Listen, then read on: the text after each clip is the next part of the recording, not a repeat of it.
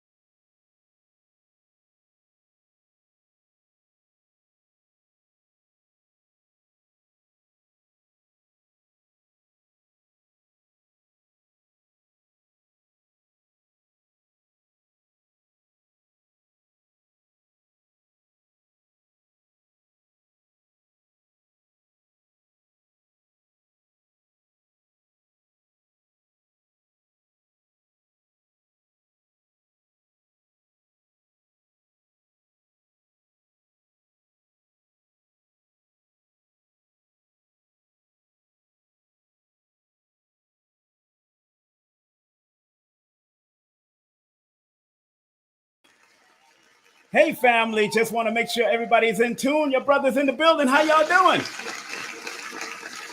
How y'all doing? Big up to the sponsors, big up to the sponsors, big up to the sponsors, big up to the sponsors, big up to the people coming on. Yes, yes, yes. And of course, we have a special show for you. Happy Mama's Day! Happy Mama's Day! I'll always love my mama. Woo! Man, I'll always love my mama. First and foremost, man, pardon me for that little thing. I forgot to press the microphone for a second. I was there running down everything that's coming up, but it's all good. It's all good. Once again, tonight, we have our brother, Professor James Smalls, coming in the building. Yes, sir. Yes, sir. Yes, sir. And he's going to be speaking. We're going to be speaking about Malcolm X, Pan-Africanism, and the African view with our guest co-host, Sister High Heels, aka Golda. Sister Golda X is gonna be in the building. Yeah, gotta shout that out. Stop playing. Assalamu alaikum. That's right. Gonna be bringing her up in a moment. And of course, again, May 17th, we have Adara Moselle. May 21st, we have Carrie Ann Ingram. May 24th, we have Donnie Arcade. May 24th, we have a Conjure Queen and Sonia Barrett, PhD. The neuroscientist will be in the building, of course. So, without any further ado, let me bring on my special guest co-host. Hopefully everything is on right and making sure everything goes well. Let's welcome the one, the only Sister High Heels in the building. How are you doing? I can hear you. You can hear me. You can hear me. I can hear you. All right. Life is good. Life is good. Life is good. Hotep, shalom, assalamu alaikum. Peace be unto you. How you doing, sister? I'm amazing today. I'm feeling good, feeling great, honey. How are you? I'm feeling wonderful. How was your day today, this Mother's Day? How was your Mother's Day today? It's been a blessing today. I got all of my children out to mosque this morning. Woo! Okay. Yes. That was the first for me. So we started the day off right. Proud of you. That's right. Got to get them out there. You know, all men and boys all boys and men and girls got to be a FOI or MGT. I understand. Let's do it. Okay. Everybody needs that class. It's the best class. That's right. First of all, we're going to talk about your website. Now, tell the people about this website that we got on before Professor Smalls come in. Let me make sure that it is up on my board here. Yes, there's a website there. It's in the mix. You got two different websites. So I'm just showing it. This one is Helen Aki.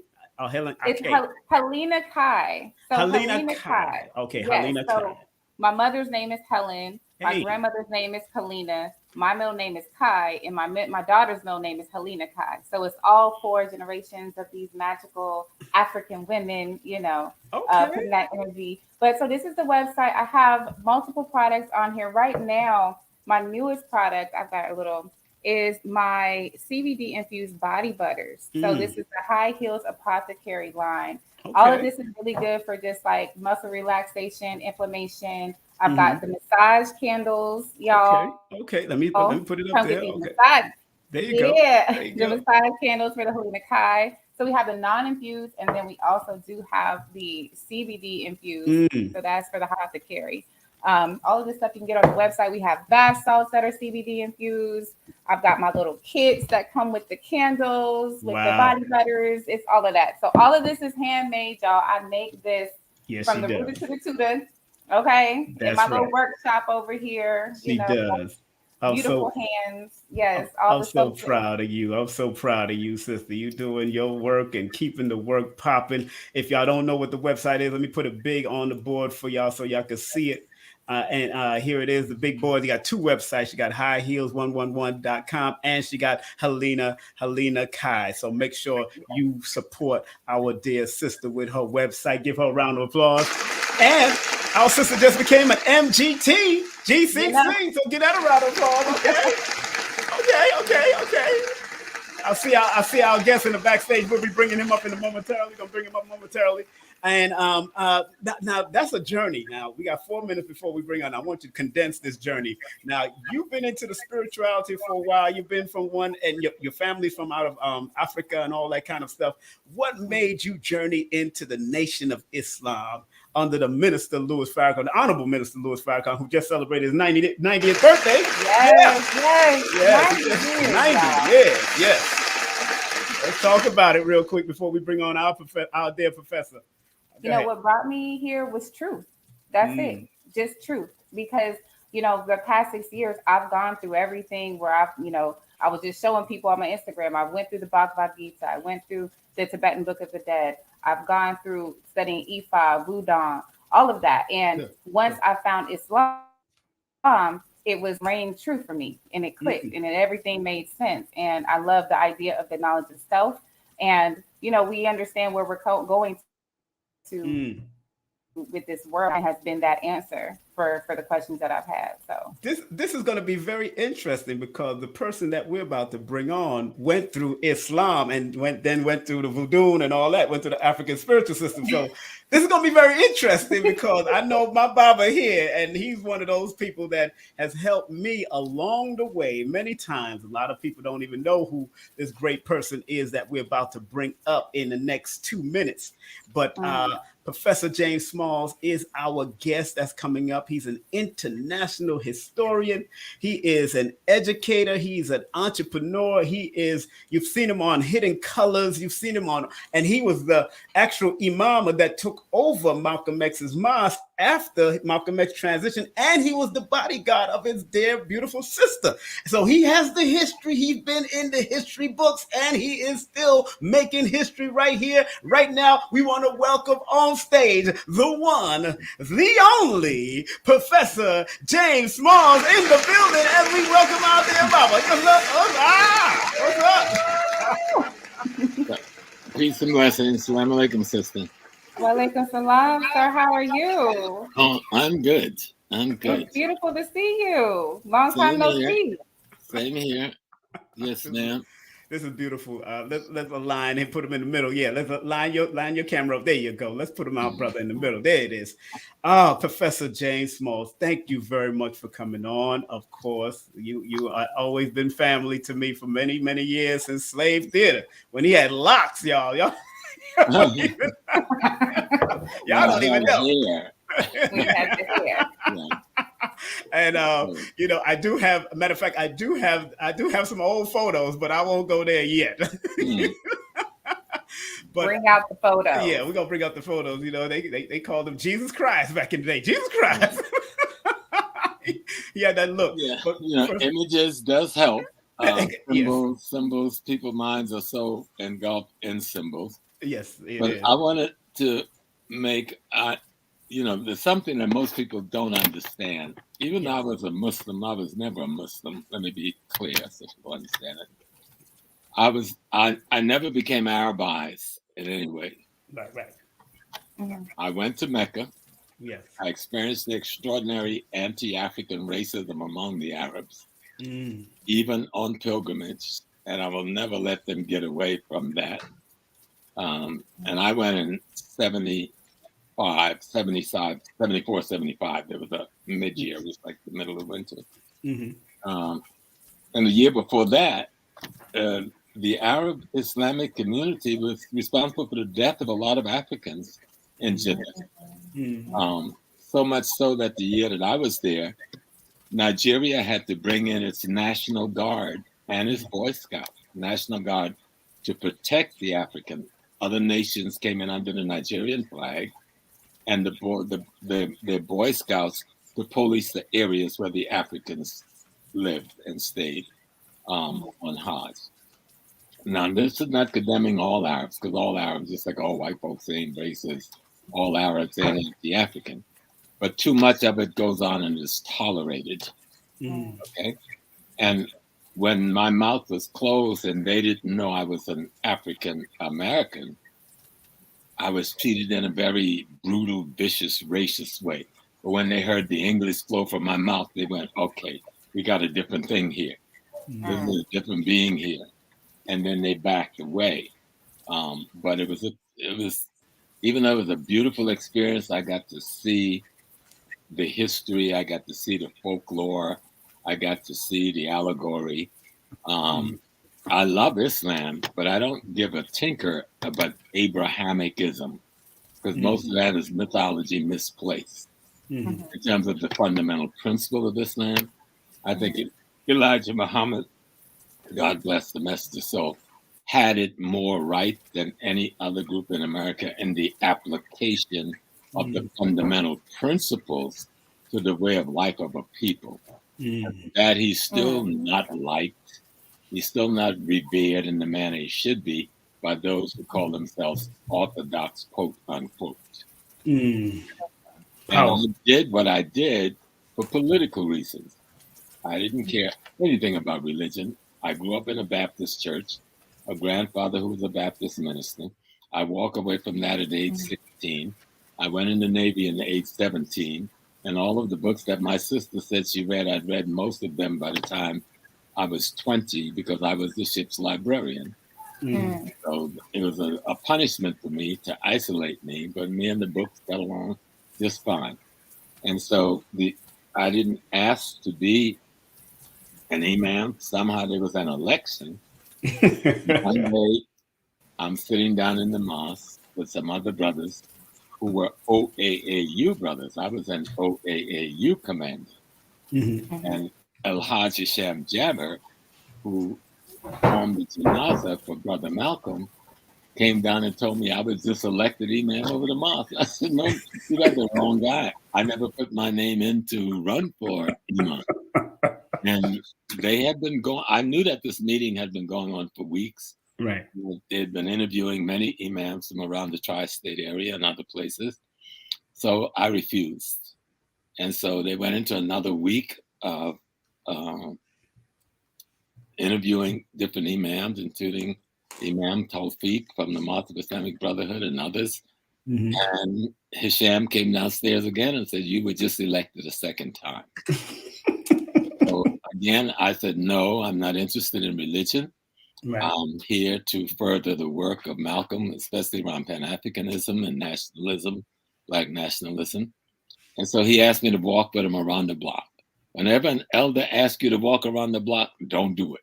It's something they want to trip you into doing. I went on that walk around the block, and he said, the elders said, if you do this for 1 year, give them an opportunity to send someone to the East to be trained in fundamental protocols, they would really appreciate that. Because I was a soldier and I had recruited a lot of brothers from Vietnam to come into OAU, and my thing was build an army. And I said, okay, I'll do. And Ella asked me especially because I was her personal bodyguard. And so I said, I'll do it for 1 year. But I'm not going to stop drinking Colt 45. I'm not going to stop hanging out with the women. I'm just going to do it on the down low. No, telling the world the whole truth, because I don't like to be playing. Exactly. But I knew Islam now. Yeah. I studied well. At that time, I even spoke Arabic fairly. I studied the Hadith. I knew what the argument was between the so-called Orthodox community and the Nation of Islam and all those things, because that was the politics of the day, right? We were young guys in our 20s. I was 21 at the time. But I was already a military veteran, and I'd been involved in political activism since 14. So this was something new. I met Malcolm when I was 16. So while he was still in the nation, I actually sent my letter to Chicago. You wrote your letter. Then I moved back to South Carolina and never really followed through. So that's how I got to be the imam. Yes, sir. And once I took on the responsibility, of course, I took the responsibility. And that meant I had to learn and allow myself to be taught by elders on the responsibility of an imam, to be trained in the fundamental protocols of prayers and the fundamentals of language, and to learn and study hadith and those sort of things, and to learn essentially the history of the movement of Prophet Muhammad wasallam into representing an idea, not presenting. The Prophet Muhammad may peace be upon him, did not bring Islam to the world. He represented Islam in the world. He said, I come not to bring a new religion, but to restore that which was. That's what he said. That's what it says. That's right. So to be clear, and at the time the Prophet comes, the people we now call Arabs and the Turks and the Eastern European and the Slavs did not dominate the Middle East. We were the dominant in the Middle East with the Greco-Roman mixture from their rape and plunder of our land. But we were still, the black people looking like us were pretty much who people call Arabs in those days. Original Arabs. Called Arab today, but not the people being called Arab in those days. That's why history will erase the mystery. No matter what your religion is, you better study the history. That's right. That's why I have a lot of respect for Brother Wesley Muhammad. Wesley is a good researcher, and he's done good writings on the history. You know, we may bump head on a few little stuff here and there, but Wesley is extraordinary historian. Yes. In that regard. I'll just get that clear first. Yes, of course, of course. But my how do you say? There's an integrity when you become a part of something. So if I'm the imam, then I got to be an imam. I can't say I'm the imam, but I'm not the imam. Yes. So I learned the Quran, and I learned Hadith, and I learned the history of Islam. I learned who the Shia was. I learned who the Ahmadiyya was. I learned who the Sunnah was. I learned who the Somalis was. Who were these people who were now fighting across the world to say they were the authentic Muslimin, you know? And I went before the Rabat Alim al-Islami, the World Muslim League. Very few pilgrims go there, okay? And I went there, and I was granted the ordained, you may call it the ordainedship to teach in the West. And those things you do because whatever I do, I take it seriously. And I took that mission seriously. And so I went before the Rabat Alim al-Islamim. I went before their court. I took their questions. I passed their questions. And the oddest thing that was said to me at the end of the exam, when we got to more friendly things, they said I wasn't a Muslim. And I remember sitting there by myself going and I was sick. I had malaria at the time. And I goes like, oh my God, these fools are gonna kill me up in here. I'm still out and come to this place by myself. You know. He said, but what he said to me was that you're not a believer, you're a knower. Levels of conversation. There it is. It took me a minute to understand what they were saying, but I got it. I mean, when I say a minute, more than a minute, not just those minutes, you know. It was really a year or so before I really grasped what that was about. And that, you know, in Arabia, you got two governments. You got the Saudi so-called royal family, who I don't consider to be royal in anything. And then you've got Mecca, which is its own authority. Okay? And is governed by Islamic principles. And so you have to learn the difference between the two. You can get caught between the two, and I got caught between the two. And the only reason I got out of Saudi Arabia alive was because of a Yoruba priest who was there to bring his father, who was Muslim, from Lagos. And on the day I was like thoroughly giving up, sitting on a curb, crying, out of money, because they had taken my money. They wouldn't honor my ticket because they wanted me to just die a natural death from the malaria. They had turned me over to the American CIA, and I escaped from them, which was a big thing in Saudi. When they finally caught with me, I actually went into their offices because I wasn't scared anymore because I thought I was going to die anyway. And the young man who escorted me in, he promised me, Small, people just want to meet you. I'm not going to let nothing happen. This is the CIA telling me he's not going to let nothing happen. And I got away from them before they could take me to the American consulate because the Saudis said that I was running a Cashapp forum because I had books and I was teaching. I had J. Rogers' book. I had the Negro Almanac. and I was teaching Africans from other parts of the world our history. Yes, sir. And this always took place at tea shacks in the evening. And because the Nigerian had a whole army there, some of the soldiers brought the generals who was disputing me. They would say, these things never happened. Da, da, da. And when they saw the books, the next night the generals brought 200 men. They teach them. Well, that got me in trouble with the Saudis. You know, that's part of the story. I might. Well, let's get that story around the floor. That was good. That was good. You know, I am, and I was the only imam of the Muslim Mosque Inc. after the assassination of Malcolm X. Yes, sir. But I was the invisible man also, because no one known until in recent years, with my telling it, that I was that person. Because at that time, you know, there was a war going on and multiple interlacing.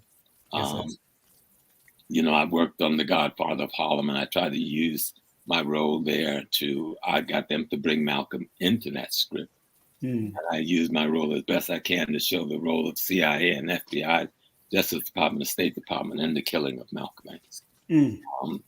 Anybody who's been listening to my speeches, I've been saying that for 50-something years. Yes, but nobody was listening till the white folks came out with Netflix. And they go like, oh, so does that. Well, some of us were trying to tell you that for nearly 58 years. That's right. Because our faces were black, we weren't worthy of being listened to. That's right. That's right. I hope you're listening now. That's right. Because Malcolm wasn't the only one they killed. Yes, sir. He was just the most high-profile one they killed. And if you go back, COINTELPRO was used against the messenger when he was sentenced to prison. COINTELPRO didn't start with the Black Panther Party. That's right. Matter of fact, I think one of the first persons that COINTELPRO was used against was the Honorable Elijah Muhammad. That's right. My history will erase the mystery. You got to study history so you can understand who the real enemy is. And that don't exempt those brothers and sisters in the nation who acted irresponsibly. Many of them acted irresponsibly against Malcolm for reasons that had nothing to do with Malcolm having done anything harmful to the nation, but just envy and jealousy and ignorance on the part of some people, as we have in any organization. And we have to study history so we don't make the same mistakes and leave ourselves open to be manipulated by the enemy. That's right. Big up to our my dear GM Professor Bill in the building. How you doing, Professor Bill? Well, and that's really enough on the Islam part, because I didn't really come here to talk about Islam. If I get on Islam, that's it. It'll be a whole show. I know. Because somebody has to ask the question. Well, yes, if the Sunnis are the followers of the Prophet, then why did the Shia have to save the family of the Prophet from being murdered by the Sunnis? I know they need to have a discussion on that one, right? Who really did kill Umar? Yes. Who really did kill Ali? Let's get. You want to study history? Let's get real. And you know, Professor, and that sister High Heels. That's why studying the Hadith and the history is very important if you're going to get into something. Although that's not. You know, that's now more part of the Nation of Islam because they have imams and all that as far as under the minister. But it's important to study the history. And I remember studying that history from the Ansarullah, even when I was under Dr. York still had us studying. He still had us reading. I know. Knowing the Arabic, I was able to chat the Arabic back in the day and call the adhan and all that. So, you know, and then going to the Nation, you know, studying. Back in your head every now and then. Yeah, it does. I still got my books and all that stuff over there. So, but it's important that you keep on studying from the cradle to the grave, like we was taught. The thing that's fundamental, and it's something that Sister was saying. She said, I think you said truth when you asked her why she went to the Nation. Exactly.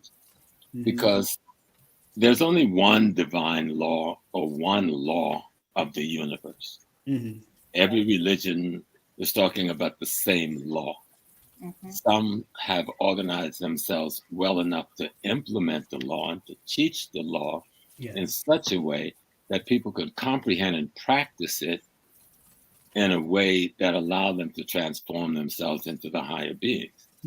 And there are also religions that give you the opportunity to, because one thing I learned very early in the Islamic training process was this was between me and Allah. There was no middlemen.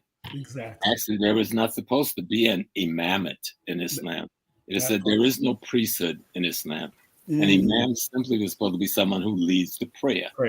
And that was to be the person who is the most learned in that particular community. It could be a woman, it could be a man, it could be a teenager. And I remember reading books back then, the stories of teenagers who was leading congregation in prayer, but he was not a preacher. That's right. He was not the teacher.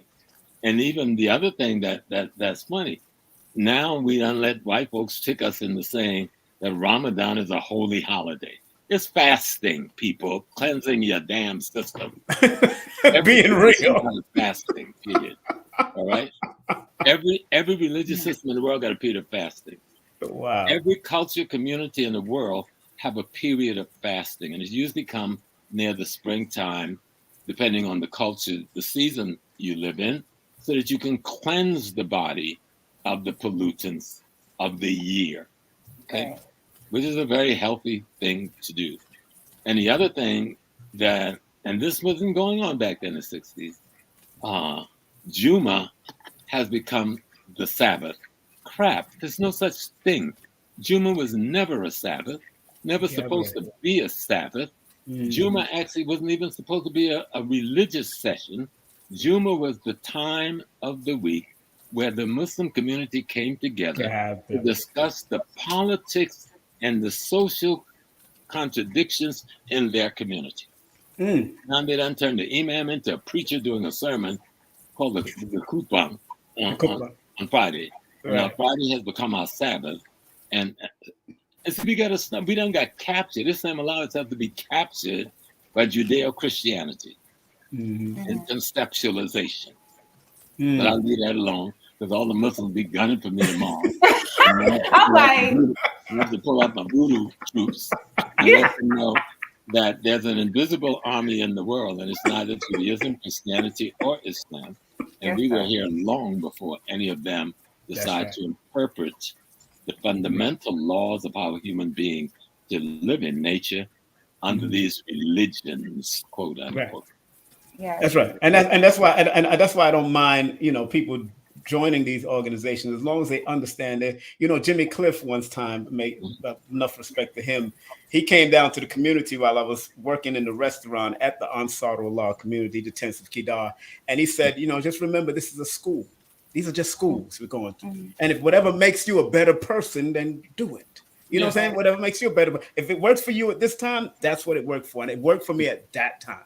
No doubt. Yeah, and it's about practice, okay? Right. If someone teaches me the laws of ethics and morals and fundamental human principles of rightness that allow me to practice what many who say now they off into another religion called the Commemoration.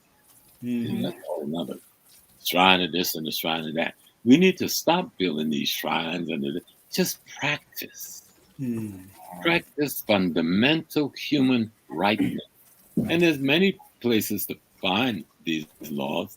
Almost every religion, I believe, attempted to do good, but somehow, looking over the last 1,000 years, they hadn't done very good at doing good. All right? So, but they've left us some good written materials that allow us to study. I happen to appreciate the more indigenous African tradition, which is both written and oral, because the oral tradition doesn't have limitations on it. Written traditions have a limitation, which makes it dogma. The oral tradition does not have a limitation. So there isn't dogma there, because transformation is allowed. If something is no longer useful for the time, location, and situation you find yourself, discard that and replace it with something that is useful for the situation you find yourself facing. And so most people have never really truly studied indigenous African religion or spiritual systems because they didn't have religion. And even those who call themselves Yorubas and Akans, they're taking the African system and forcing it into a Judeo-Christian Abrahamic vessel in terms of displayed. And what you do, in essence, you murder the ancestors instead of freeing them to be. Now, Sister Goldie, you have a question? Please. Let's give that a round of applause, of course. Professor James Small just dropped it like it's hot as usual. Well, bringing it back to Brother Malcolm and his movement, the OAAU. Now, part of that movement, or a big part of the movement, was the cooperation with Africans and people of African descent in America, right? So now let's fast forward to right now, where we have that coming of that FBA movement. And although there are some that are representing the FBA in such a beautiful way, like Sister Jade is doing an amazing job, but we also have those who are making it an FBA, non-FBA type of situation. But then now let's speaking back to what Brother Malcolm was trying to say with this Pan-Africanism and the unity of those that are from African descent.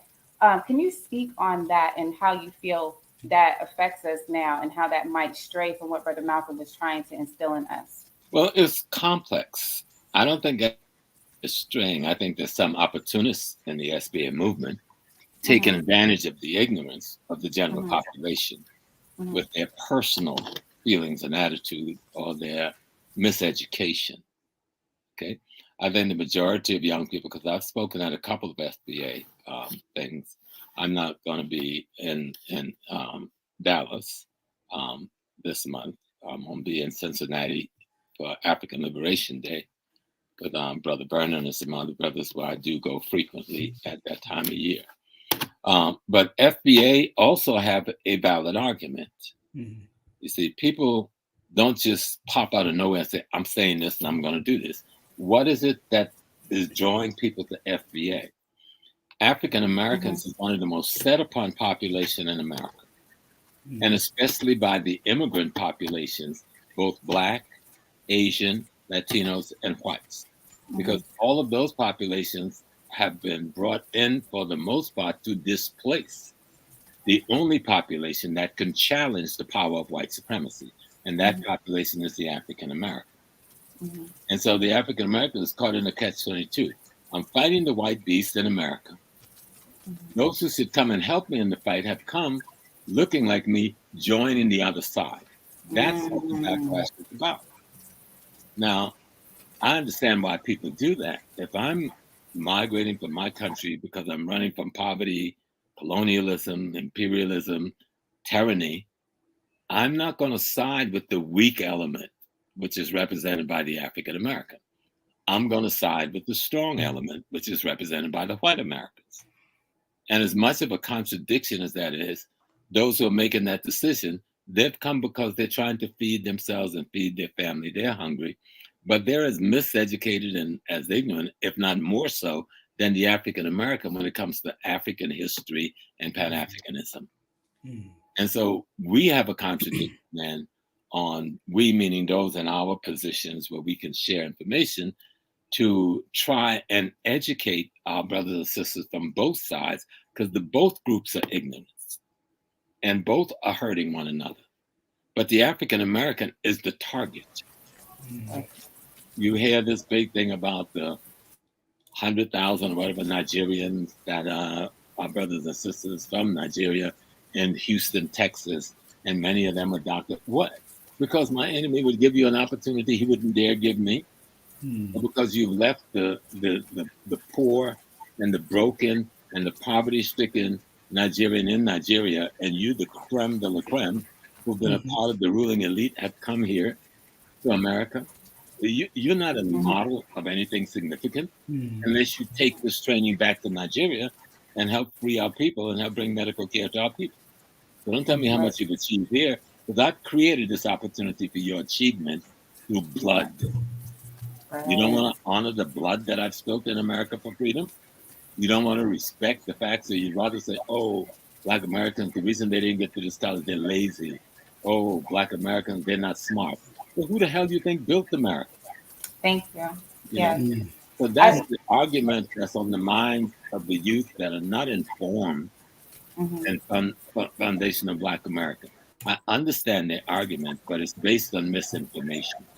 They can, if they were better informed, they have a right to define themselves. Power is the ability to define your reality and have other people accept your definition of yourself as if it were their own.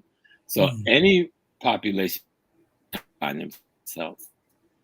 And certainly the African Americans, if they want to call themselves foundational Black Americans, they have that right. No one tell the Haitians they can't call themselves Haitians. No one tell the Jamaicans they can't call themselves Jamaicans. No one tell the Yoruba they can't call themselves Yoruba. So who the hell have a right to tell the African American what they want to call themselves? But when you start acting in a way against the interests of the race, then we got a problem. Okay? That's right. Those who dare try to motivate the young people who are simply trying to find a way to protect themselves. Because I was sitting today just asking myself all the stuff about the tens of thousands of and the millions of immigrants coming across the border. No longer do they say illegal immigrants. Okay, now they're asylum seekers. Why is that language change? Why is this population, no other country in the world allowed this massive kind of crossing of its border, legally or illegally? What is this about?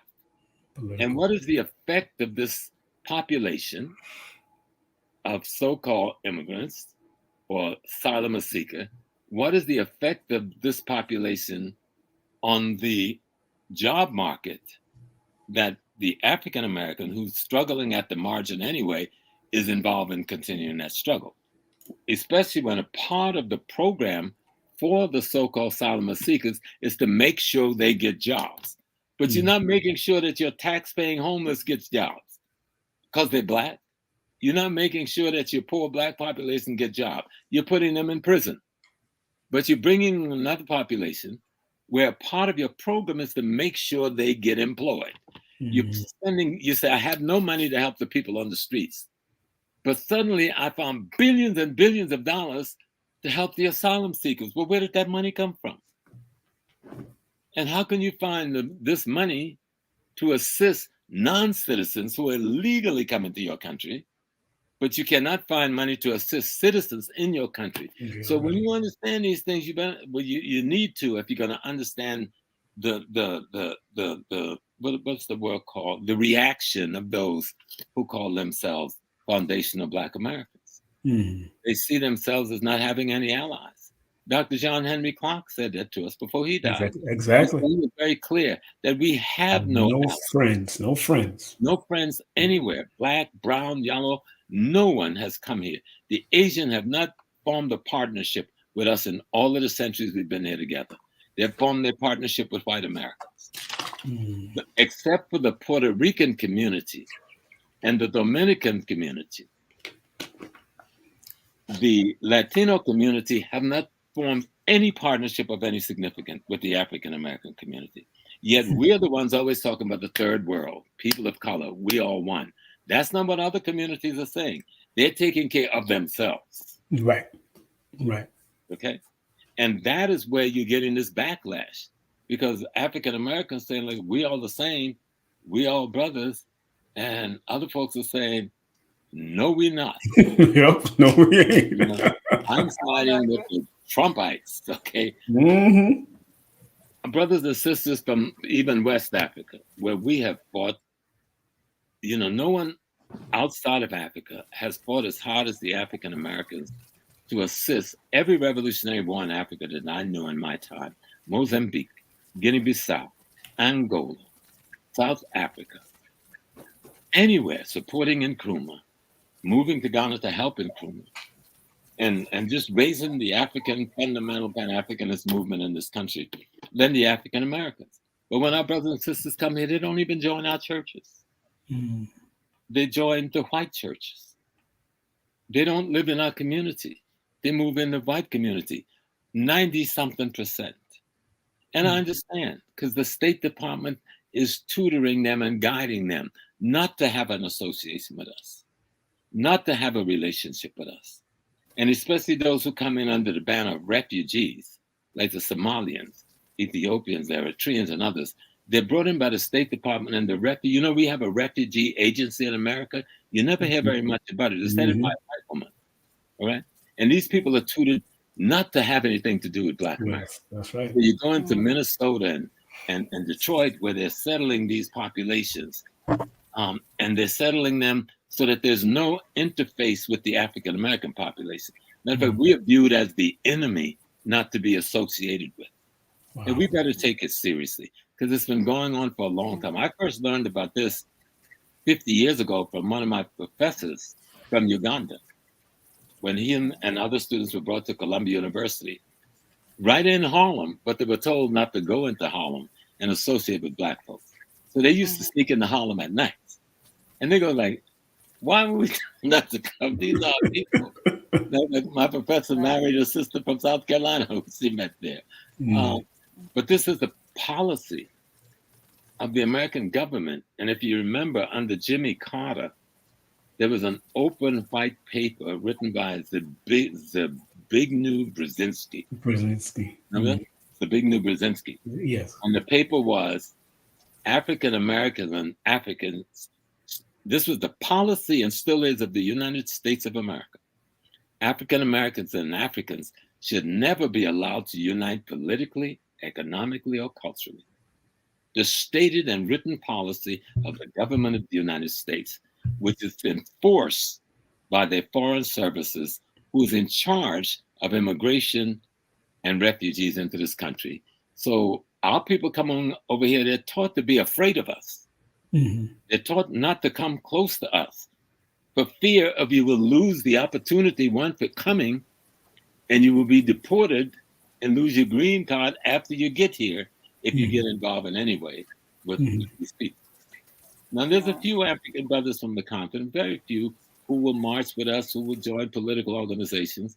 But I was once in the heart of a particular African organization, ethnic nations here. I sat on their national council. And the one thing we couldn't get people to do was to register to vote and vote, even though they were citizens, because of that inbred fear that if I do that, I will be either sent back home, or I can't bring none of my people here, or in some way, the government of the United States will interfere with my life and my right to make funds and take care of my family. This is how deep it goes.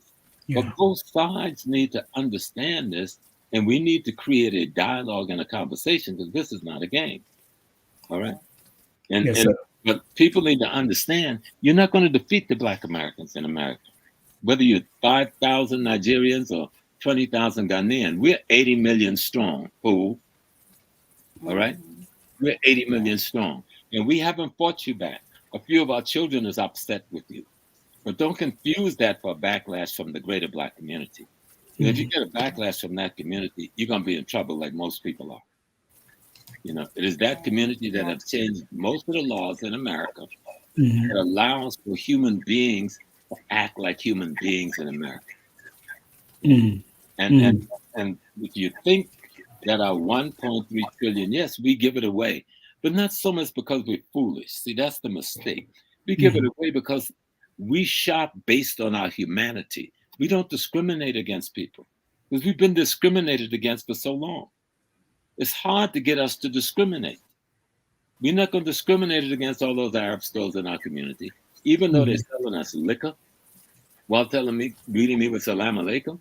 They're selling me pork while greeting me with salam alaikum. They're messing with our little girls in the back of the store in the loft while greeting me with salam alaikum. And we still can't organize our heads to discriminate against them. Why? Because they are Muslim brothers, because they're people of color. And because we suffered under that banner for so long in America, it's very hard for us to make somebody else suffer that way. And we are being taken advantage of because of that contradiction in our spirit. Yes, and sir. We have to reckon with that. We have to tell people, if you come in my community and you do not hire the people from my community, we will boycott you out of business. Okay. Simple as that. We don't have to fight you. We don't have to shoot you. That would be probably an easier path, but I don't think so. We will boycott you, and you will not have any money, and your business will go out of business. But nobody ever stopped to ask how all of these non-citizens is able to get liquor license and all of this kind of stuff. What is going on? You and me living 100 years, son, build a credible bar. It takes us 4 or 5 years to get a liquor license if we can. And yet people who are just getting in the country is getting beer license, wine. What is up? Because somebody playing with us in the system, okay? And pushing us through. And so what we're seeing is neo-colonialism up front, right in the Black community of North America, where we own not much more than 10 to 15% of the businesses, yet we are spending $1.8 trillion and not getting any return on the money. That's why you're seeing Foundation Black America having traction. That's just some of it. Why there's traction there. But I say what we have to do is educate both sides. Yes, sir. Yes, sir. The fact that you're not going to have, if we don't get unity, the enemy wins. Enemy wins. Now, hold on 1 second, Professor. Those that are just tuning in, we have the one, the only Professor James Smalls, international historian, entrepreneur, and so much more. If you want to email him, he got an email up there, of course. Ampansa, right? Ampansa, right? That's the email 3@gmail.com. Also, he got an IG at James.Smalls3.313. Also, he got a website that's ProfessorJamesSmalls.com. Make sure you show him some Cashapp love at Dr. James Smalls. That's $ Dr. James Smalls. And don't forget his PayPal.com. That's C Smalls 1926 at AOL. Make sure you go and support him through PayPal. Now, a lot of us don't know. Now, the topic today, man, we went someplace else. Yeah, we went somewhere else. And this is the topic: Malcolm X, Pan-Africanism, and the African worldview. We went somewhere else, but no, we were still there. We were still there. The question the sister raised was so important because if we don't pay attention to Foundation of Black American, those young people who are feeling rejected by their own people, who are immigrants, because they don't have the background the three of us have. The three of us have been through a process, and we've arrived someplace with a vision and an insight through the teachings of our great masters. But most of our young people are just getting out of high school. Most of the people you see in Foundation of Black America is high school, college student age. But they're feeling rejected by their own people from other places, and they don't understand why. You understand? They don't understand why. And so other people are going to manipulate that. Some will be manipulating for ego reasons. Some will be manipulating because the systems have put monies in their hands. Understand? I'm not accusing anybody, but we got to deal with the fundamental reality. COINTELPRO is as alive and well today as it was in the 40s, 50s, 60s, and 70s, and 80s and 90s. Professor, let me ask you a question. Now, with Pan-Africanism, of course, which our brother Malcolm, coming out of the Nation of Islam, moving on, but still carrying some of the principles that he learned from the Most Honorable Elijah Muhammad. How significant is it today? And do you feel that the young people will carry it? Will they acknowledge that? Because they seem to be distracted. Of course they're distracted, but we can't put all the onus on the African American child. Right. Okay. The Nigerian child have to take that responsibility. The Ghanaian has to take that responsibility. Yes. The Senegalese must take that responsibility. Don't come over here and isolate yourself from me and build your own partnership with white people and let them fund you to set up your own little African enclaves and community within my community and wonder why I want to burn it down. Well, let's get real. Yes. You know, if any group of people that's set upon will find the softest target to react to, you're the softest target. Okay? So let's sit down and have a conversation. I have to try my best to help you through this immigration malaise, but you also have to make sure you don't get used against me. You ever walk into an airport in the Northeast United States, find a Black American that's working there, except in the administrative higher level. Our working class people don't get those jobs. Why? Because most of the jobs that we'll see at airports and other big facilities, even at Amazon and all these big facilities, they contract them out to vendors, and vendors reach into the population, especially this heavy immigrant population, because they're not going to fight over salary. They're not going to fight over insurance. They're not going to fight over unions. Usually after a generation, you see that reaction. The African American, I want my shit straight walking in the door. Okay, Mm-hmm. give me the right pay. I want to join the union. I want to have some insurance. That's right. These vendors are then hiring the marginal people, people who've got green cards, people who are trying to get green cards, people who just get in the country and not going to disturb the water, you know. And so when you see that happening, most people don't know that's happening. We just fly through the airport. We don't look up and see. How come I don't see any African Americans working here? And maybe you see it in Atlanta. Yeah, Atlanta. Yeah, definitely Atlanta. Get outside of Atlanta, and you're not going to see much of us. And you need to ask the fundamental question. We're talking about millions of employees. How do all of these people, who are not even citizens yet, get these jobs? What is the process? I heard a number of elected officials over the last week. They didn't mean to say it when they asked about the asylum seekers, illegal immigrants.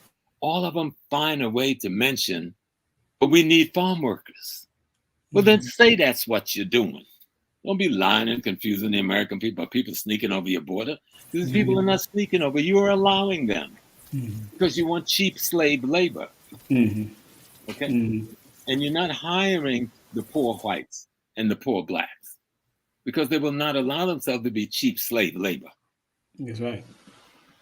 And you try to take care of the whites the best you can because they're the majority of people on welfare and food stamps, not us. We've never been that. That's been them.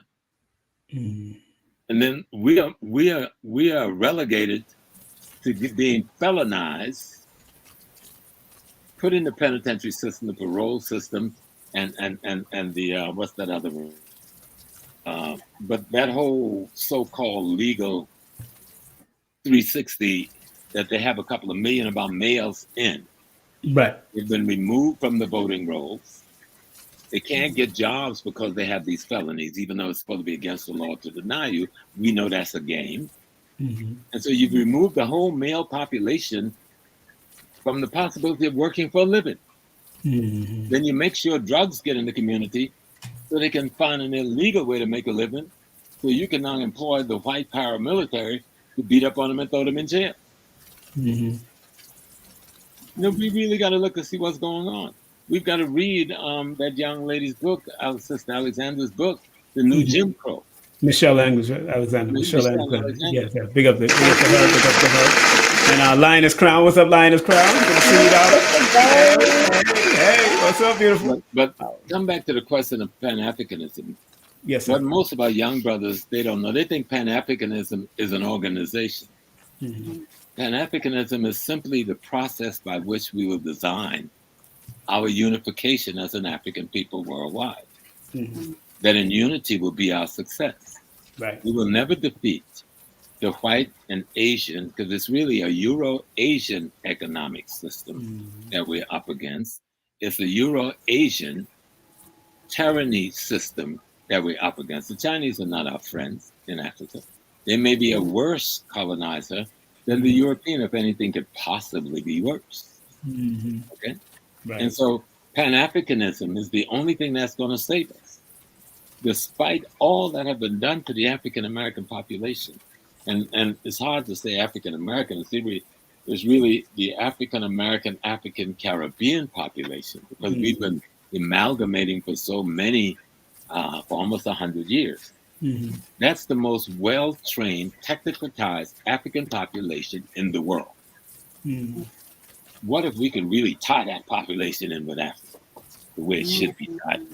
That's right. Africa is the wealthiest. If we don't get back 1 penny in reparations or 1 penny owed by the Europeans, it won't matter, because we got enough wealth in the ground of Africa to take care of us for eternity. That's right.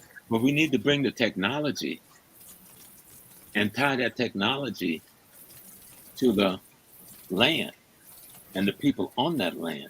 But you can't do that unless we bring the culture. The culture is your glue.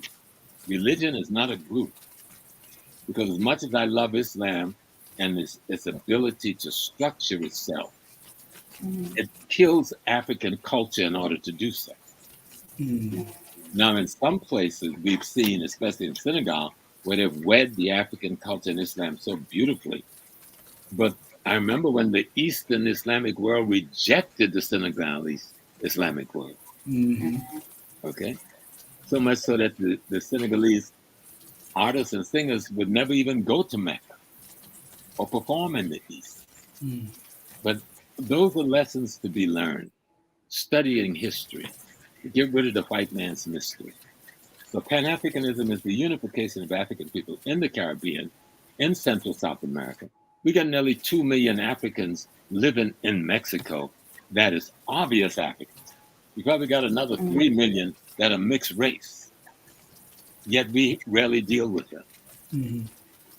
Colombia have the second largest African population in the Western Hemisphere, second only to Brazil.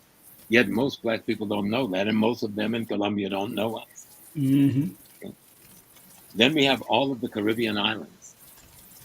We need to have the conversation just on this side of the Atlantic Ocean on Pan-Africanism.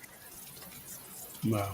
As we're trying to develop that conversation across the Atlantic with the brothers in the 54 nations on the continent of Africa. But there is no, John Henry Clark says it's either Pan-Africanism or perish. And I believe he was right then, and I believe he's right now. Pan-Africanism is the unification of African peoples around things economic, things political, and things cultural. Yes, sir. And no people who don't do that will survive. And if we look at the Jewish nation, whether they stole our religion or borrowed the Hebrew religion or whatever, I'm not even going to go there. Let's just look at them as Jewish people.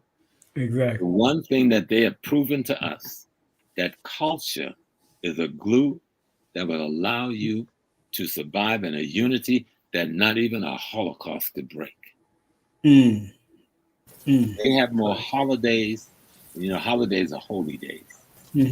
They have more holidays than almost all other ethnic groups in the world combined. Because that's the glue that brings them together. That's the thing that tells them we're one. And what is a holiday? An experience out of your history where models and examples of your ancestries need to be replicated so you remember them and teach them to your children. Any questions, Sister Golden? Give that a round of applause for us. Yeah, Sister High Heels. Go ahead. High Heels. I don't know why he called you Sister High Heels. That's what Aida. Aida. Yeah, you know, it's the thing. It's the thing. It's something that you said, I just wanted to really bring up that I do think that, you know, because my family's from Africa, so my dad is from Accra. And growing up with him, I understood that they have a different view of the African American. And I think that part of it is important that those who are from the home country and from Africa, they understand the plight of the Black man. And I think a lot of them don't. So what you said was education on both ends. And it is so important for our people that are from Africa to be educated, understand what it is to really grow up in this country. Because a lot of people from home have this idea that America is this place that everything can happen. So if you're born here and you don't have everything, then it must be your fault. And so I want to make sure that we continue that education because the unity is important. Pan-Africanism, if we don't have that, we really are nothing. But I do want to go to a question. You know, so the Honorable Elijah Muhammad talks about the fall of America, right? And where we are now, we're seeing the dollar fall. We're seeing America literally fall. Do you feel like we should be positioning ourselves to go back to Africa and create our own there? Or do you feel like we still have something that we need to be doing here? A lot of that question's been asked since the first temple was opened before they were calling themselves mosques. And if you remember, very good. You're young, but Muhammad Speak newspaper, the original newspaper, there was two hands reaching across the top, clasping each other. One was coming from Africa and one was coming from That's right. Yes. This belongs to us. I don't intend to turn this over to the Europeans. Mm. Okay? That's right. And we have more control here than we know, but we don't have control as Africans. We have control as Europeans in blackface. When you don't know your history, you're caught up in somebody else's mystery. Okay? And so when you look and see the elected officials, just take New York, for example. The mayor is black. The district attorney is black. The attorney general is black. Most of the borough presidents is black. The public advocate is black. And the head of the school board is black. So why are we having an issue? Because the minds behind those black faces are white. Right?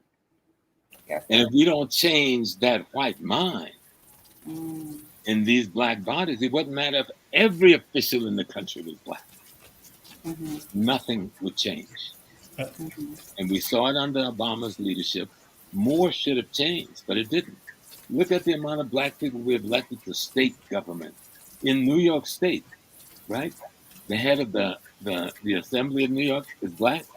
The head of the Senate of New York is black. You got all these black people running New York State. Why do we have issues? Because behind the walls of the black face is the white man's mind. Stick up. Interest, the white man's principles. Baba, message he was talking about.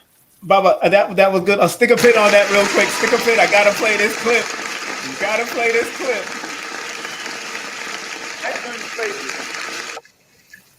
When black people like me talk to the slaves, they didn't kill him. They sent some old house Negro along behind him to undo what he said. You have to read the history of slavery to understand this. There were two kinds of Negroes. There was that old house Negro and the field Negro. And the house Negro always looked out for his master.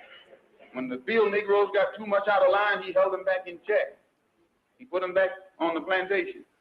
The house Negro could afford to do that because he lived better than the field Negro. He ate better, he dressed better, and he lived in a better house. He lived right up next to his master in the attic or the basement. He ate the same food his master ate and wore his same clothes. And he could talk just like his master, good diction. And he loved his master more than his master loved himself. That's why he didn't want his master hurt. If the master got sick, he'd say, "What's the matter, boss? We sick?" When the master's house caught a fire, he'd try and put the fire out. He didn't want his master's house burned. He never wanted his master's property threatened. And he was more defensive of it than the master was. That was the house Negro. But then you had some field Negroes who lived in huts, had nothing to lose. They wore the worst kind of clothes, they ate the worst food, and they caught hell. They felt the sting of the lash. They hated their master. Oh, yes, they did. If the master got sick, they prayed that the master died. If the master's house caught a fire, they prayed for a strong wind to come along. This was the difference between the two. And today you still have house Negroes and field Negroes. Yeah. I had to play that. I had to play that. How you like that, Doc? How you like that? Oh, that was beautiful. The young man was absolutely brilliant. And let me say, you were saying something about when we think of Malcolm and Pan-Africanism. Malcolm was talking the same Pan-Africanism when he was in the nation. This wasn't something he developed after the nation. Right. People go into this thing like Malcolm went through some critical transformation. That isn't what occurred here. There was a crisis in the nation. And that crisis was facilitated by the infiltrators and the collaborators from the government of the United States, who was a part of the very structure in some of the highest places in the nation.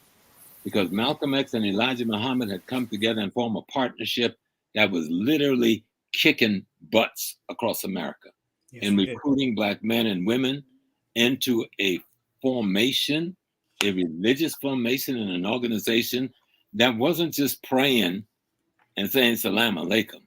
They were buying land. They were buying homes. They were opening businesses. They were going to training schools. They were becoming the plumbers. They were becoming the carpenters. That somebody saw somebody building a nation, and they said, we got to stop it. But to stop it, you got to create a division. And so you looked for the weakest links and you manipulated them. The ones with envy, the one with jealousy, the one with ignorance. And you used them to cause the problem that ended up causing that split in the nation. And then you use your newspapers and your media to interpret what the split was all about. Right. Malcolm went to, they made it like Malcolm went to Mecca and then he flipped over somehow. That's crazy. This other thing, right? This other being. That never happened. Yeah. You know, when he came back here, I think somebody asked me, he had been with Ahmed Ben Bella in Algeria. And he was asking for support, revolutionary support. Ben Bella said, well, you know, we can give him a look at me. He says, my skin is white. And so you can't condemn all of us who got white skin. I mean, I would have told him he wasn't white, but Malcolm was being courteous, I guess, because he was needing help and he was in trouble. But Malcolm came back and he made a statement.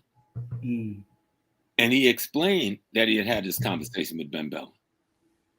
And then he said, I can't blanketly condemn all white people. You know? So he was making it's a subtlety that everybody seemed to miss. He said, I can't blanketly condemn them. Right. And then he made a joke. He laughed and he says, but we know how they are. Well, Malcolm was cool with that. The man could handle language in a way that most people don't even get it. And Shorty's saying, yeah, okay, I'm not going to condemn you, but I'm not going to say all y'all racist. That's right. But I'm not exempting anybody until you exempt yourself. I'm holding you. He said there'd be no black-white solidarity until what? Until there's first some black solidarity. Yes, right. He was very clear on that in a number of speeches. This is after he came back. This is only a few weeks before his death. What Mecca did was simply validate his ministry as a Muslim imam. He went before the Rabat Dalim al-Islamim. I went before that Rabat. There was only 2 African-American names I saw there in that book. You want to guess who those 2 names were?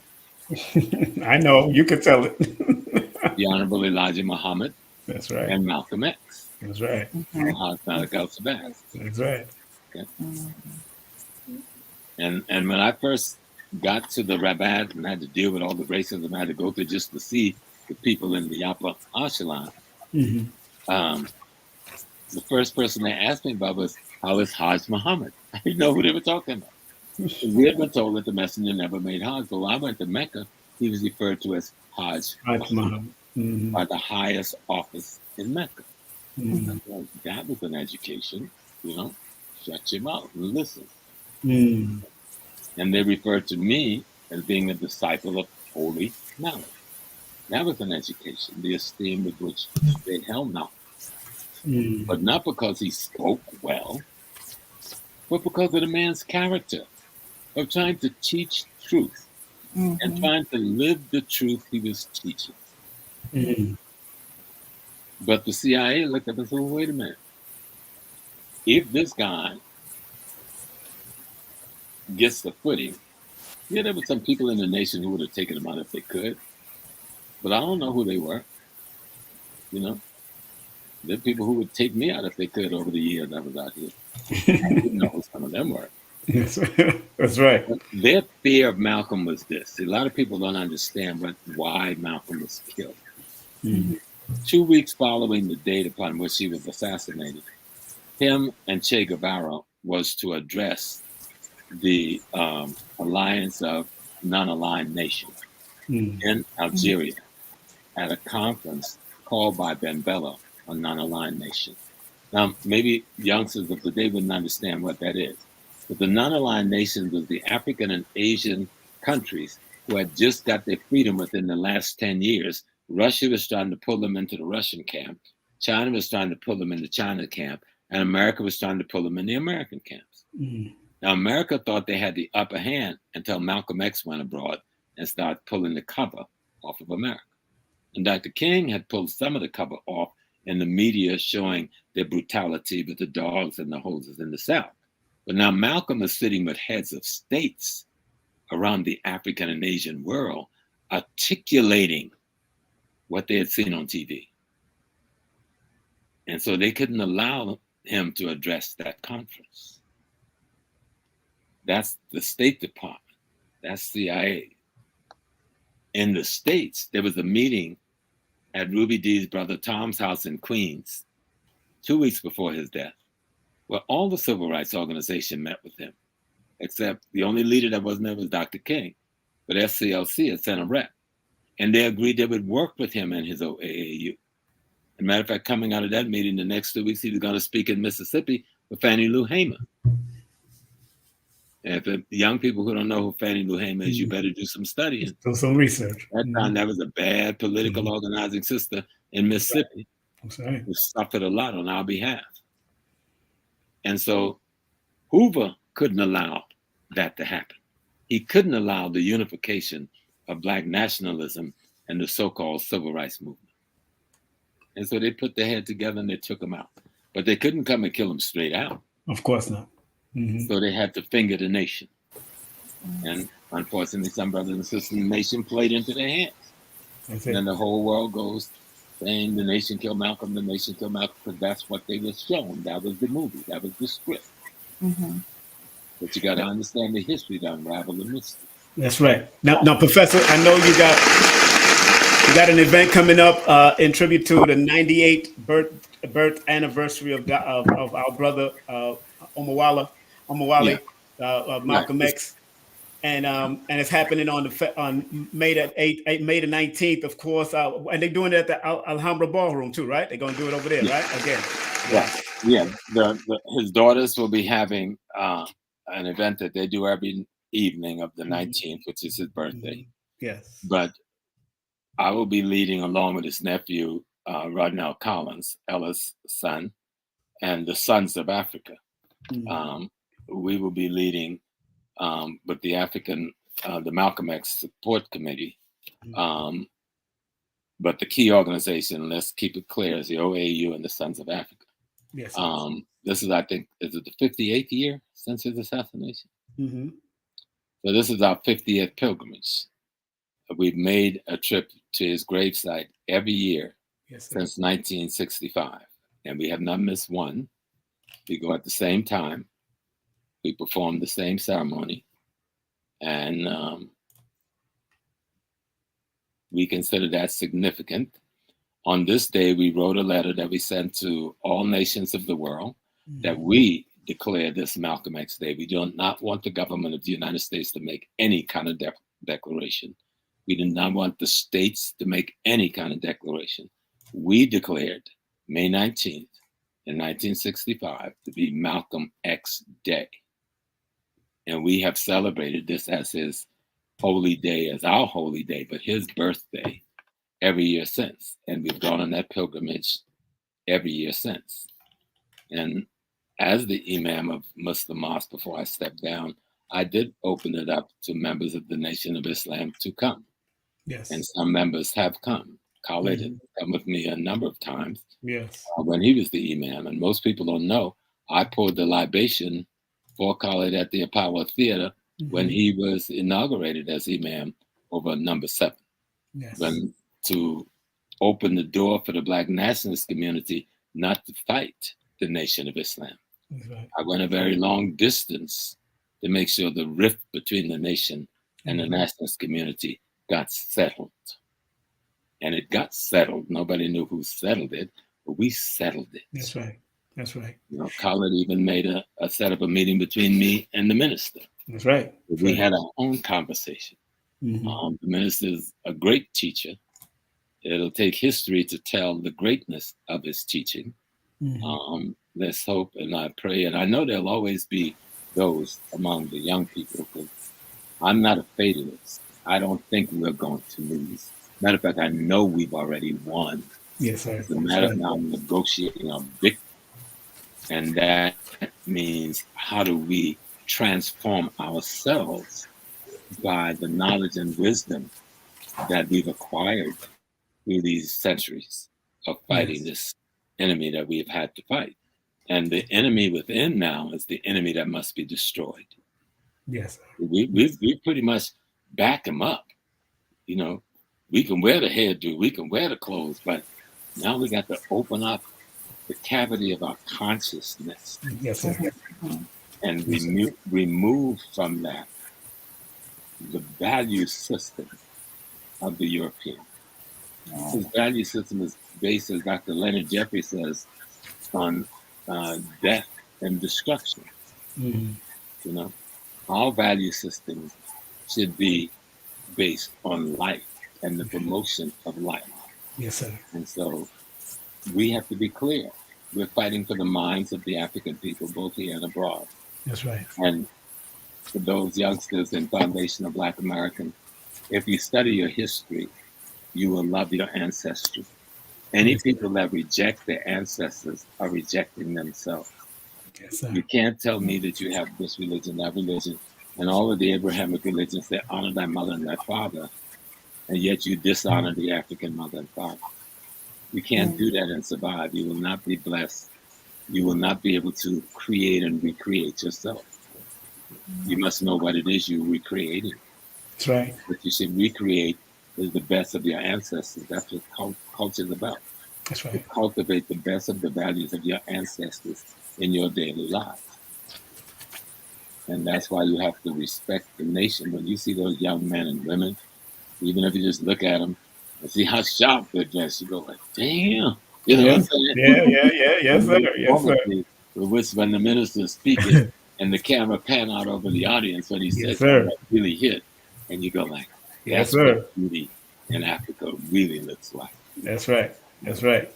You know, and before you go on, I know Sister Golda, you have one more question before we let our brother go. But I also want to make sure you're clear that are you still taking buses to the site or no? Right. Let me do the real advertising. Yeah, do the real advertising. The buses would be leaving from 125th Street and Adam Clayton Powell at 9 a.m. We want to load on because at 10 a.m., not 1 minute after 10, at 10 a.m., the bus is rolling. And those who want to have cars and follow can follow. But we go to Ferncliff Cemetery in Ardsley, New York, or Greenburgh, New York. It straddles the two communities. So once you know it's Ferncliff Cemetery in Westchester County, New York. But the bus and the motorcade leaves from 125th Street and Adam Clayton Powell Boulevard. And there'll be buses coming from other places like Jersey and Philly and Baltimore and upstate New York. But the main caravan will leave from New York City, from Harlem, 125th, going to Ferncliff at 10 a.m. in the morning. We are moving, you know, and we're not going to wait for you now. That's 1 minute after 10, you can yell and wave. We will leave you standing there. 125th and Adam Clayton Powell Boulevard, and meet at 9 a.m. right there at the State Building, near the State Building. Right at the State Building. Right at the State Building, 9 a.m. I know they leave on time. I've been there a few times with them. So they meet at 9 a.m., leave at 10 a.m. sharp. Bye. If you do not make it there, it's absolutely free. But they do ask for donations for the bus drivers to help out. So please come on out. It's absolutely free. It's an all-day thing, so please make sure. And then they go to Alhambra. The December 12th movement for the last 20 plus years have been closing down 125th Street from 1 p.m. when we return from the cemetery until 4 p.m. That's right. And then in the evening at the Audubon Ballroom, led by his daughters, there will be a forum and workshops and discussions. And the key thing to understand is that some people say, we are worshiping a man. No, we're not worshiping a man. Malcolm was a good example of what Allah or God or Oludumare or the universe wanted all of us to be. If you find a better model, show them to me. There's only a few. The Honorable Elijah Muhammad, Marcus Garvey, Booker T. Washington. There are other great models, but we're not celebrating them on the 19th. We're celebrating Malcolm as a model and example of how we should behave as human beings, as African people, and fighting for the freedom of African people worldwide. And until all Africans in the world are free, none of us are free. You know, and that we need to be clear about. So you got a question for him before we let him go? Go ahead, sister. It's actually a very simple question. And this is what you would say to the younger generation as someone who came up and really understood Malcolm's lineage or understood his legacy, what would you say to the youngers to keep up the work that he began? Because it's very important. To study his words. A lot of time we talk about, Malcolm X, Malcolm X, but we've never read his biography. There's a ton of books written about his life. There's multiple books with just his speeches. Just read the speeches. And all he was telling you is that you need to be able to build businesses. You need to get training and go to school. He believed heavily in education. You know, you need to love one another. You need to first love self by cleaning up self, getting rid of the poison, getting rid of the alcohol, getting rid of the tobacco, getting rid of the reefer, the drugs. Get that stuff out of your system so that you can build a healthy body. And in that healthy body, you can build a strong, ethical, spiritual body.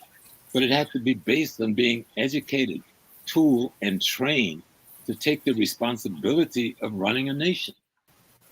And that means you must control the economic, politics, and culture where you live. When asked Brother Minister Malcolm, what do you mean by Black nationalism? He said, Black nationalism means you must control the economic, the politics, and culture where you live.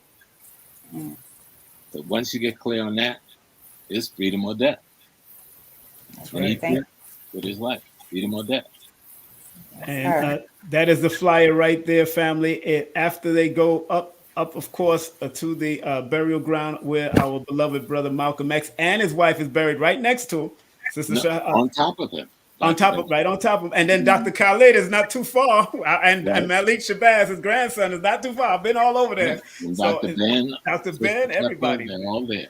Yeah, so this is where it's going to be at. Of course, after that, y'all come on down. When you come back by 7 p.m., they got this big event. Spike Lee is the keynote speaker. Wow, this is going to be interesting. That was my former boss back in the day when we used to work on those movie sets. So Malcolm X Day, the 98th annual birthday celebration, a tribute to Malcolm in words and music. So they got a lot of performers. A lot of that is going to be going on. So please, family, if you can make it to the Audubon Ballroom and located at, of course, let me give y'all the address so y'all will know. Let me copy and paste this address right here on there so people know, and the number just in case y'all want to call to find out more information over there, how to get there and all that kind of stuff. I know how it go. And but it's very important that y'all make it out, family. It's going to be a very grand event. I've been there before numerous times. We support it. And I love what the brothers and sisters are doing over there. And I hope their phone service is much better, because when I used to call it to try to book the place, they never answer this. I don't know what's going on with these people. But the address don't have enough workers over there. Yeah, the address is 3940 Broadway, New York, New York. The number is 212-982-6288. That's 3940 Broadway, New York, New York. Of course, the number there is 212-928-6288. And I'm making sure that, let me just make sure I copy this thing. It's not copying. Don't know why, but I'm gonna write it in anyway. But you know, Professor Smalls, it's a beautiful thing, man, that you've been doing, and that you showed love for almost all these years. You've been there with the family. You bodyguard his beautiful sister, of course, and of course just took over after that. You know, the mosque, and was voted in, like you were saying earlier. And one last thing I'd like to ask, sir, your legacy. What would you like your legacy to be when you leave and go to the realm of the ancestors? How would you like us? Very simple. I tried to be an African man. Yes, I want to be free. I want the generations to follow me to be free. So I try to be a model of a consistent fighter. Consistent fight. I will fight until the day I die, from the cradle to the grave. And if anybody know me, what I've been trying to say and do, I've been doing this since I was 14 years old. I'm 77 years old. I've never missed a day at work. Okay. Until our people is free, we have but one posture, and that's to be a freedom fighter. On whatever level we have to fight on, we aren't all going to be fighting on the same level. We'll be fighting in different areas. But just remember me as someone who never gave up. That's right. I believe in freedom. Remember that song, "He who believes in freedom shall not quit"? That's right. That's right. And that's the word. That's right. That's right. That my brother. Thank you very much, brother Thank Professor you. James Small, for coming Thank you, Queen, for being with us. I know sometimes I can come heavy on Islam, but let me just say this before you close out. Yes, sir. The best model of a salvation spiritual tradition Yes. that have been surfaced in the West has been Islam as presented by the Honorable Elijah Muhammad. Ashe. That's Ashe. undisputable. That's right. That's right. That's right. Thank you. Get that round of applause. Go ahead, sister. It's been an honor. I just love you're like now becoming my favorite professor. Before it was Professor Griff, y'all neck and neck because Professor Griff been my favorite professor for over a decade. But since I met you at the FBA rally, I'm like Dr. Small or Professor Small. Look, I done made you a doctor. Professor Small is the one for me. So it's been an honor and a pleasure to interview. Yes, right. I'm glad you said that, Professor Griff, because we're going to be bringing Professor Griff and our brother Professor Smalls together in August. We coming together. Griff has been my son for most of his life on the planet. Exactly. Oh, wow. When is this happening? So don't worry, I'll let you know because you did the libation the last time for Ashra Kwesi. So I'm going to definitely let you do the libation and speak a little for them as we open up because we have to have that sister to offset a lot of the energy. So I want to make sure. So me and Professor Griff already talking about producing it and bringing it in. Hopefully, Brother Richard come on board also. If he don't want to do, no, Brother Rich like to do big major things, but I want to do something specifically for our brother as a keynote, like I did with Ashra Kwesi, and start amalgamating myself here in Georgia a little bit more because people know me from New York, mashing down them streets, so they know what I do. So I'm ready to do it here again. You're in town. Yes, sir. And I'll probably be there for the African Arts Festival too. So in New York. I went to the libation for the African Arts Festival. Yes, they had it right. It was fantastic. Wow. There was a band there from Ghana. Yes, I heard. From Haiti. Wow. There was a band from Jamaica. There was the Danny Zulu dancers. Oh, Danny Zulu, my father. Oh, man, Baba. Yes. Yeah, I had a wonderful. I took my granddaughter, so she had a wonderful. Oh man, I got to be there for the actual event in July. We probably need to go down there, sister. New York. July 1, July 1st. July 1st. Yeah, it's gonna be 4 days. Okay, so that's a move. That's the move. I think it is. Yeah, but Baba James Smalls, thank you very much, beloved, for coming in. Peace and blessings to you all the time. All right, take care. All right, give him a round of applause, family. Yes, out there, Baba. Man, woo. Lord have mercy. Did you enjoy yourself, sister? Did you enjoy yourself? Oh my God. I'm floating over here. Because, like I said, he neck and neck with Professor Griff was my favorite professor. I just let him just talk. Just go. Let me ask you one top question and just go, please. Yeah, that's right. That's right. So, that was amazing. Thank you for inviting me. Thank you so much. Of course. I like to be nosy and ask people questions. So I was ready. Like, let me get nosy and ask this man some questions. Well, no, that's good. He loved questions. And as you can see, he brings balance about his stint with Islam and his stint with the African and his stint with, of course, connecting to the Nation of Islam. He understands the balance. And a lot of us are fighting and doing all kinds of arguments without real facts and this teacher. And that's why a lot of them hate to bring him on because he knows he brings the balance. Yeah. And then that's what it's all about, bringing the balance. Him and Kaba, those guys bring the balance. When I had Kaba Kamene speak on Malcolm X at the original Clara Muhammad High School in Brooklyn, I had him speak. Clara Muhammad and Elijah Muhammad High School that was formed by the messenger back in the day, and Malcolm X. Matter of fact, it was Malcolm X's name that was signed on the deed in Brooklyn back in those days when they was building all these temples right off of I don't know if you've been to Brooklyn. You've been to Brooklyn before, right? No? You never been to New York? No. Oh, no, that's right. No. I don't believe. Oh, that's a sin. Oh, no. That's a sin. You, a number 19, never been to Brooklyn, to New York when that is ruled by the number one in numerology? Are you serious? Oh, I have not. Okay, I was in LA. I told you I'm ATLA. Okay, we're gonna change. We're gonna change this. I'm gonna have to change this. We're gonna have to go out there and let me show you around because that place. I had Dick Gregory there with Queen of Four. I had Kamene. I had Delbert Blair there. I brought some great people there, and that was the original. They still have a lot because they went into Bilalian Islam through, of course, Warotuddin, they have a lot of the archives in the basement. They won't even let us get down there to go and check out the archive from the original temple and the temple number 7C. And they used to have 5,000, both 5,000 members right there at that temple. 5,000 members. Think about that. Now you think about 5,000 members around your area where y'all at in 15C. Think about they boasting 5,000 members out of that Brooklyn mosque alone.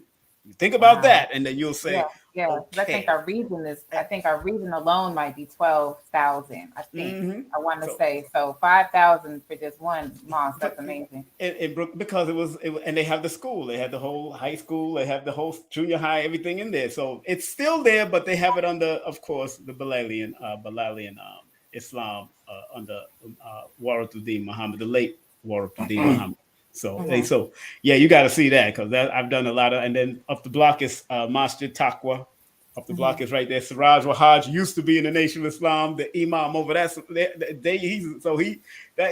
him and I sat down and talked. I'm going to be bringing him on also. That's going to be a good interview. I might bring you as a co-host for that one too, because I remember walking into Imam Siraj's office and he said, I just, because he knew I was also part of the Nation, active member at that time, and he said.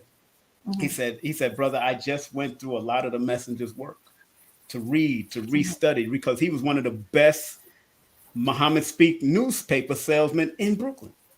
Top seller.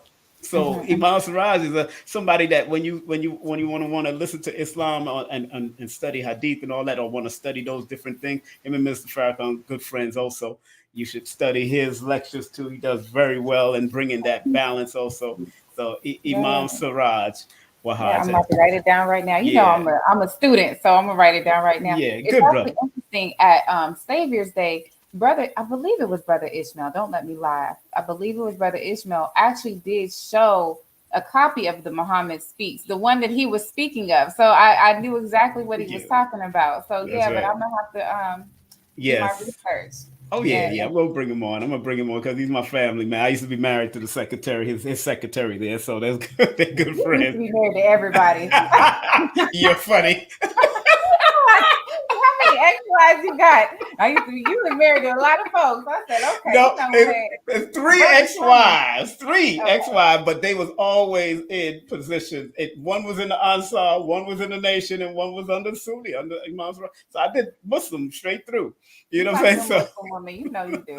Yeah, of course. Well, all of us are Muslim by nature, if you understand the meaning of it. So I understand by nature what it is, but you're so funny. You've been married to him. Let me straighten up real quick. You're hilarious. but I definitely am always propelled to that top to be connected with the leaders somehow. That's just how I am. That's what my energy picked up. They love me over there. Dr. York, Imam loved me. And when I went to the Nation, Khalid and Brother Captain Dennis, a good friend of mine, they loved me back. I had their personal call numbers all because I was helping Canada build. So big up to the Canadian Montreal. I was helping that temple get build up back in the day when they first started. So, and then of course, Imam, you're funny. I'm gonna take that to bed, sleep. I'm married to everybody.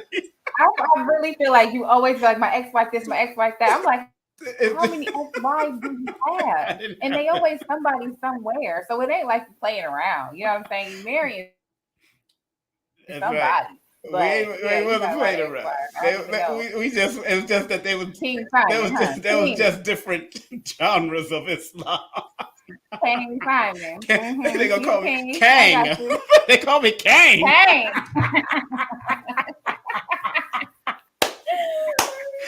Kang, not King. I'm Kang.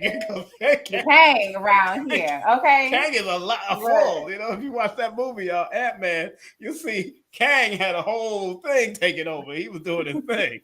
Now he's getting dethroned and getting changed over. That same guy for doing his madness. So it is what it is. But don't go nowhere, sister. Let me just close out, and then I'm gonna talk to you over here real quick and behind the scenes. Okay, I'll just put you back there. All right, give her sister, of course, our sister High Heels, aka Golden X.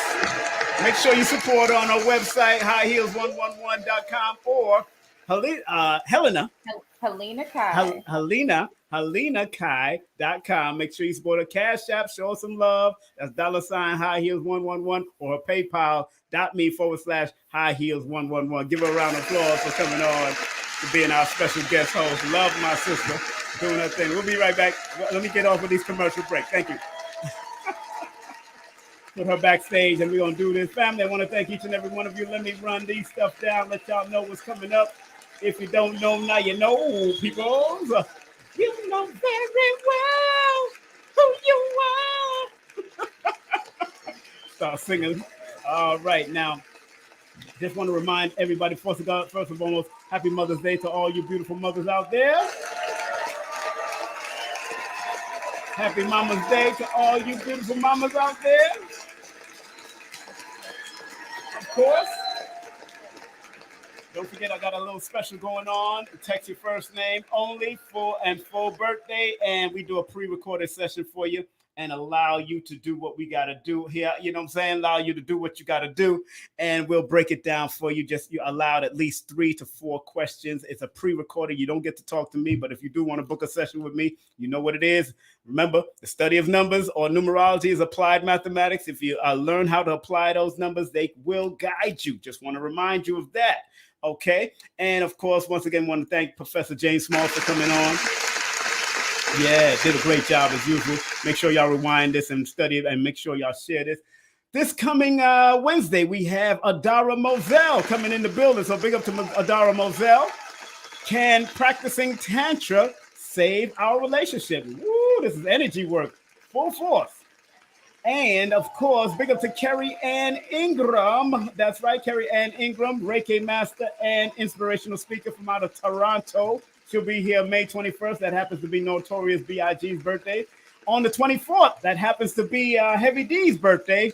We'll have our artist, actor, producer, and author Donnie Arcade in the building. He's going to be coming up at 7 o'clock, and then Conjure Queen will be up at 9 o'clock, same day, May the 24th. And then on May the 31st, we have the one, the only Sonia Barrett, neuroscientist, PhD, the natural science of the path inward. We're going to be speaking about that. And the sponsor of this show is our one and only Lloyd Strayhorn, Lloyd-Strayhorn.com. Make sure you hit him up at 800-581-4401. That's 581-4401. Now, family, if you do want to advertise or be a sponsor of any of the segments, because I got upcoming segments coming up in June, if you want to be a part of that commercial cluster and that and the intermission, please, you can pay via King Simon 3158 Cash App or PayPal.me/King Simon. You can sponsor or advertise at ksptvmedia@gmail.com. That's ksptvmedia@gmail.com. If you want to, it's very reasonable for the whole month. And if you advertise for at least 3 months, I will also interview you and your product or your business or your whatever you got going on. I'll be happy to put you on and put you on board. All right. So let me do this before we close out with our prayer. Let's do this before we close out, because you know I always close out with a Dr. Delbert Blair prayer. But let me close out with this. Content disclaimer. The views, comments, and opinions expressed by guest speakers or authors on this YouTube channel do not necessarily reflect or represent the views and opinions held by this channel's broadcasters and its sponsors. Parental guidance is advised. Copyright disclaimer under Section 107 of Copyright Act of 1976. Allowance is made for fair use for purposes such as criticism, comments, news reporting, teachers, scholarship, education, and research. For fair use is a use permitted by copyright statute that might otherwise be infringed.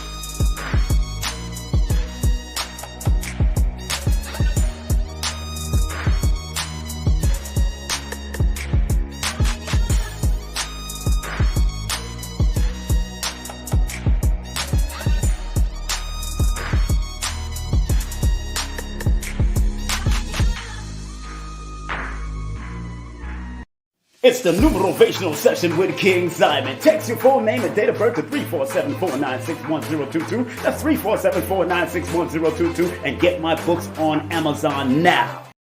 That's right. Make sure you get my books on Amazon, family. You know it is, man. I got 4 books. I got 6 more I have to write. But make sure you go and get those books on Amazon. Okay, family, let me close out. Get ready to close out. Remember, accept what is, let go of what was, and have faith in what will be. And like the great Dr. B. Sirius always says, I forgive myself, my family, and others for imperfection because no one is perfect in this realm. And last but not least, we're about to close out with Dr. Delbert Blair's prayer. If you don't mind, we will close out. Everybody take a deep breath, put your feet flat on the ground. And if you can't do that, lay down and relax. Take a deep breath as we close out with Dr. Delbert Blair. And if you want to support Dr. Delbert Blair, one of our greatest metaphysics teachers in the world, he has transitioned some years ago, but we show that respect and love to him. Make sure you go to his website, themetacenter2.com. That's themetacenter2.com, and tell Brother Tony that I sent you. He got all the diodes. He got all his books. They got hydroponic classes. They got aerodynamic classes. They got all different types of classes for survival on his website. It's a whole new website nowadays. I'm telling you, since Dr. Blair passed on, Tony really hooked it up. So, all right, everybody calm down. Let's relax. And we're going to say the prayers, please, Universal Creator, together. Prayer time, prayer time. That's right, it's prayer time. Please, Universal Creator, know in my heart that I love you. Please protect me and this planet on which I live now. Please open my mind, my spirit, and my soul to receive only truth and your love now. We're going to say it one more time for the people in the back. We're going to say it in a universal fashion. Ready? Please, Universal Creator, know in our hearts that we love you. Please protect us and this planet on which we live now. Please open our minds, our spirits, and our souls to receive only truth and your love now. Thank you, Dr. Blair, for a great prayer. Amen, Ashe, all of that. And as I like to close out with 3 great people in my mind all the time, the one, Marcus Mosiah Garvey, Dr. Khalid Muhammad, and Maya Angelou. The Honorable Marcus Mosiah Garvey used to say, up, you mighty nation, you could accomplish what you will. One love, one aim, one destiny. Dr. Khalid used to say, regardless of land, label, or language, there's but one God. And the late, great Dr. Maya Angelou used to say, and still we rise. People continue to rise, continue to be your great self, continue to love and cherish one another as we should cherish one another, and stay focused, stay positive, and stay out of people's business and stay out of trouble. Peace. Hi, I'm Lloyd Strayhorn, inviting you to heal with the numbers and cards in person at the Circle of Cosmic Consciousness Retreat in New Orleans. Go to stshealing.com to learn from the Masters, Aquarius Maximus, King Simon, Nina Diamond, Jazz Aphrodite, and myself. Don't forget, New Orleans, August 17th through the 20th at the Cosmic Consciousness Retreat. Register now at stshealing.com. That's stshealing.com. See you there. Important to release past trauma, especially if it runs in your family. I had the opportunity the other day just to talk to my father, and he was telling me about past trauma between him and my mother, and tears welded up in my eyes, and come to realize that, these people have gone through their own stuff. Do not claim their own stuff. What they went through is not what I'm going through. But be willing to cleanse and remove and let go of not just your traumas that you feel you've gotten from your mother and father, but generational trauma that has been passed down from generation to generation. Let go and let God. When things go wrong, don't go with it.